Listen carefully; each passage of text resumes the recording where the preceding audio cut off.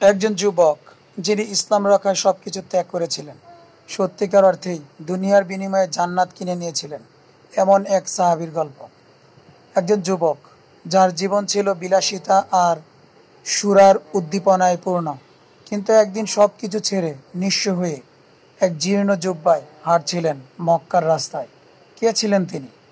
তিনি ছিলেন মুসআব ইবনে উমাইর রাদিয়াল্লাহু আনহু, ইসলামের প্রথম দূত, প্রথম শিক্ষক, মদিনার পথে আর কুরবানির জীবন্ত প্রতীক। মুসআব ছিলেন মক্কার এক অভিজাত পরিবারের সন্তান, কিন্তু যখন তিনি ইসলাম গ্রহণ করলেন, মুসআব রাদিয়াল্লাহু আনহু গোপনে রাসূল সাল্লাল্লাহু আলাইহি সাল্লামের সাথে সাক্ষাৎ করতেন। এই ঘটনা যখন তার মা খুনাইস জানতে পারলেন, তারপর থেকে তাকে শক্তভাবে বেঁধে ঘরের ভিতরে তালাবদ্ধ করে রেখেছিলেন। আল্লাহর ইচ্ছায় মুসআব রাদিয়াল্লাহু আনহু তালাবদ্ধ থেকে মুক্তি পান এবং মুসলমানদের সাথে আবিসিনিয়ায় হিজরত করেন। আবিসিনিয়া থেকে ফিরে আসার পর তার মা মনে করেছিল সে হয়তো তার ভুল বুঝে আমার কাছে ফিরে আসবে। যখন দেখলেন মুসআব রাদিয়াল্লাহু আনহু মায়ের কাছে আসছে না, তারপর মুসআব রাদিয়াল্লাহু আনহুর মা সন্তানের মায়ায় তার কাছে যায় এবং সন্তানকে দিন ইসলাম থেকে ফিরে আসার জন্য বলতে থাকে। যখন সে ইসলাম থেকে ফিরে আসার ব্যাপারে অস্বীকৃতি জানায়, তখন তার মা খুনাইস বললেন, আজ থেকে আমি আর তোমার মা নই। সেই দিন মুসআব রাদিয়াল্লাহু আনহু হারালেন মা, সম্পদ আর নিরাপত্তা, কিন্তু তিনি হারাননি তার ঈমান। মা মুখ ফিরিয়ে নিচ্ছে, পেছনে ধন সম্পদের দরজা বন্ধ হয়ে যাচ্ছে। মদিনা থেকে কিছু লোক আসলো, হুজুর সাল্লাল্লাহু আলাইহি সাল্লামের কাছে দিন ইসলামের উপর বায়াত হলো। তারপর তারা হুজুর সাল্লাল্লাহু আলাইহি সাল্লামকে বললেন, হে আল্লাহর রাসূল, মদিনাতে আপনি প্রতিনিধি পাঠান, যে মানুষের কাছে দিন ইসলামের দাওয়াত দিবে এবং কোরআনে কারিম শিক্ষা দিবে। মদিনাবাসীর আবেদনের পর রাসূল সাল্লাল্লাহু আলাইহি সাল্লাম বললেন, আমাকে একজন চাই যে যাবে মদিনা, ইসলামকে পৌঁছে দেবে প্রতিটি ঘরে ঘরে। কেউ ভাবেনি এই দায়িত্ব একজন যুবকের উপর পড়বে, কিন্তু নবী সাল্লাল্লাহু আলাইহি সাল্লাম বললেন, মুসআব একজন নিঃস্ব নিরস্ত্র যুবক, কিন্তু ঈমান ছিল পাহাড়ের চেয়েও দৃঢ়। মুসআব রাদিয়াল্লাহু আনহু উটের পিঠে চড়ে মরুভূমি পাড়ি দিচ্ছেন, এক হাতে কোরআন, অন্য হাতে দাওয়াতের বার্তা। মুসআব মদিনায় পৌঁছে খাজরাজ নেতা সাদ ইবনে জুরারাহ সাথে থেকে দাওয়াত শুরু করলেন।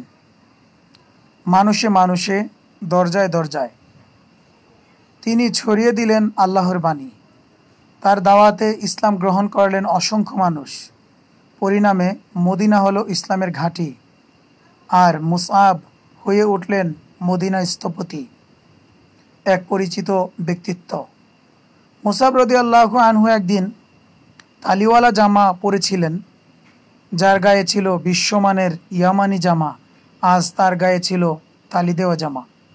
একদিন রাসূল সাল্লাল্লাহু আলাইহি সাল্লাম বলেন, একদিন সে সময় আসবে যখন আল্লাহ তোমাদের পারস্য এবং বাইজেন্টাইন সাম্রাজ্যের উপর বিজয় দান করবেন।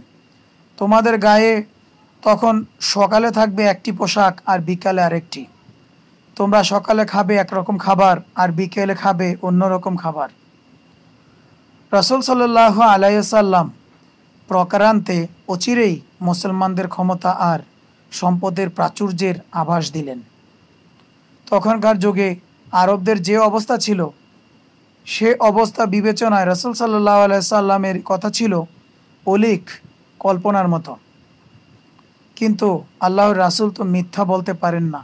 সঙ্গী সাহাবীরা তাই ভীষণ অবাক হয়ে জিজ্ঞেস করল, ইয়া রাসূলুল্লাহ, আমাদের জন্য কোন সময়টা মঙ্গলজনক হবে, এখনকার সময়টা নাকি তখনকার?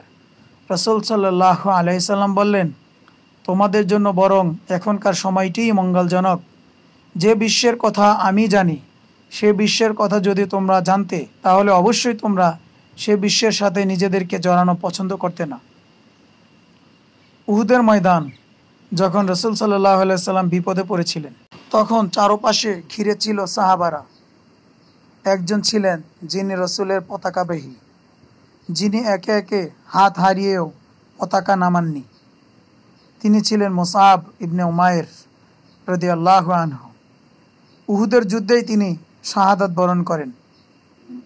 কাফনের কাপড়টুকু এত ছোট ছিল, তার মাথা ডাকলে পা দেখা যেত, আর পা ডাকলে মাথা। আজ আমরা ইসলাম পেয়েছি, শান্তি পেয়েছি, কারণ কেউ একজন তার সব কিছু দিয়ে আমাদের জন্য পথ খুলে দিয়েছিলেন।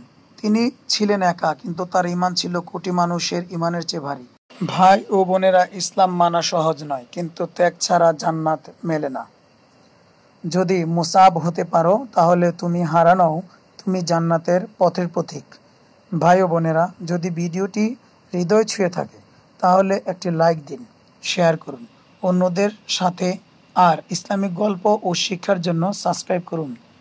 আল্লাহ আমাদের সবাইকে মুসাব রাদিয়াল্লাহু